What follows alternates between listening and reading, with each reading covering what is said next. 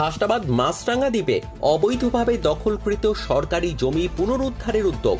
হাসনাবাদে অবৈধভাবে দখল হয়ে যাওয়া সরকারি জমি পুনরুদ্ধারের উদ্যোগ।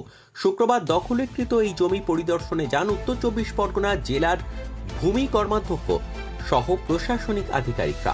একসময় পর্যটকদের ডেস্টিনেশন হয়ে উঠেছিল হাসনাবাদের কাটাখালী নদীর চরে মাছরাঙা দ্বীপ। দ্বীপের অংশটি ছিল সরকারি জমিতেই, পাশ দিয়ে প্রবাহিত ছিল একটি খাল। বর্তমানে সেই খাল বুঝিয়ে মাছরাঙা দ্বীপ দখল করে গজিয়ে উঠেছে বেআইনি ইটভাটা এবং মাছের ভেড়ি।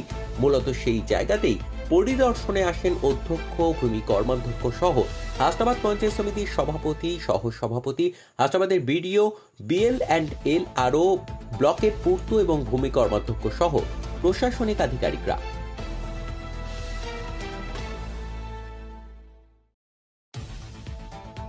বিরাশি থেকে 83 একর জমি আছে, যেটা জেলা পরিষদের সম্পত্তি। সম্পত্তিটা জেলা পরিষদের হলেও দেখা যায় যে এখান থেকে জেলা পরিষদের কোনো অনুমোদন কোনো কিছু না নিয়েই সব কিছুটা চলছে। আজকে জেলা পরিষদের পক্ষ থেকে আমরা এসেছি, আমি ভূমি কর্মাধ্যক্ষ, আমাদের অধ্যক্ষ সাহেব এসেছেন আশাদ ভাই, আমাদের পঞ্চায়েত সমিতির সভাপতি আছেন আমিনুল সাহেব, সহকারী সভাপতি আছেন স্ট্যান্ডার্ড, আমাদের বিডিও ম্যাডাম আছেন এবং আমাদের ডিএস সাহেব আছেন, ডেপুটি সেক্রেটারি সাহেব আছেন, পূর্তের কর্মাধ্যক্ষ আছেন এই ব্লকের, এবং এই ব্লকের ভূমির কর্মাধ্যক্ষ আছেন এবং BLO সাহেব আছেন। অর্থাৎ একটা টোটাল টিম, কম্প্যাক্ট টিম আমরা এখানে এসেছি বিষয়টাকে সার্ভে করতে, এবং যা যা দেখার আমাদের দেখা হয়েছে গভর্নমেন্ট লেভেলের এবারে যা যা করার সেগুলো আমরা করব। কারণ সরকারি সম্পত্তি, জেলা পরিষদের সম্পত্তি জেলা পরিষদের হাতে ফিরে আসবে, এটাই হচ্ছে আমাদের উদ্যোগ, এবং সেটাতে যাতে সেটা বাস্তবিত হয় তার জন্য আমাদের পক্ষ থেকে যা যা করানো পদক্ষেপ আছে আমরা করব। অধ্যক্ষ সাহেব আছেন, অধ্যক্ষ সাহেব কিছু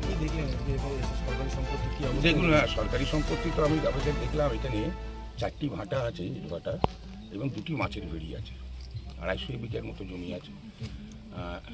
এখান থেকে জেলা পরিষদের কোনো রেভিনিউ আসে না, জেলা পরিষদের কোনো অনুমতি না নিয়েই সব কিছুটা চলে, যে যার ইচ্ছে মতো লিজ দিয়ে দেয়।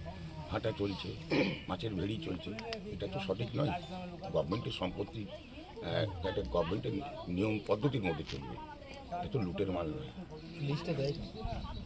দেখুন, আমরা এখানে এসে যেটা বুঝলাম সেটা হচ্ছে যে এখানে একটা ভাষা ব্যাপার আছে, সেটা তো আমরা যতটা তলিয়ে দেখলাম না, আমরা দেখলাম যেটুকুটা বুঝলাম, মানুষ যা বলছে এখানে গ্রামের কমিটি আছে, সেই কমিটির মানুষরা মিলে সকলে মিলে এটা লিস্টটা দেয়। এখন কতটা ঠিক কতটা বেঠিক সেটা তো এই মুহূর্তে বলা সম্ভব নয়, সেটা আমরা আরেকটু জেনে বুঝে বলব। সরকারি সম্পত্তি উদ্ধার করে কী করা আছে? দেখুন, সরকারি সম্পত্তি তো জনগণের সম্পত্তি, মানুষের কাজে এখান থেকে যে রেভিনিউ আসবে সেটা মানুষের কাজে ব্যবহৃত হবে, ডেভেলপমেন্টের কাজে ব্যবহৃত হবে। সুতরাং সেটা নিয়ন্ত্রণটা জেলা পরিষদের হাতে থাকবে, গভর্নমেন্টের হাতে থাকবে, সেটাই হচ্ছে আমাদের উদ্যোগ।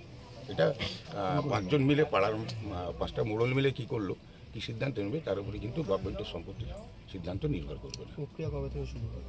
প্রক্রিয়া আজকে থেকে শুরু হয়ে গেছে, প্রক্রিয়া অলরেডি শুরু হয়েছে বলে তো আমরা এসেছি এখানে, অনেকদিন শুরু হয়ে গেছে, এবং আজকে আমরা ফিল্ড ভিজিটে এসেছি, আগামী দিনেও আসবো, পরপর ধাপে ধাপে সমস্ত ব্যাপারটা দেখবো এবং সম্পত্তি উদ্ধার করবো। এতদিন ধরে হলো এটা অবচর হয়ে গিয়েছে, এটা কারো জানাই ছিল না, যখন আমরা জানতে পেরেছি আমরা প্রতিক্রিয়া করছি উদ্ধার করা।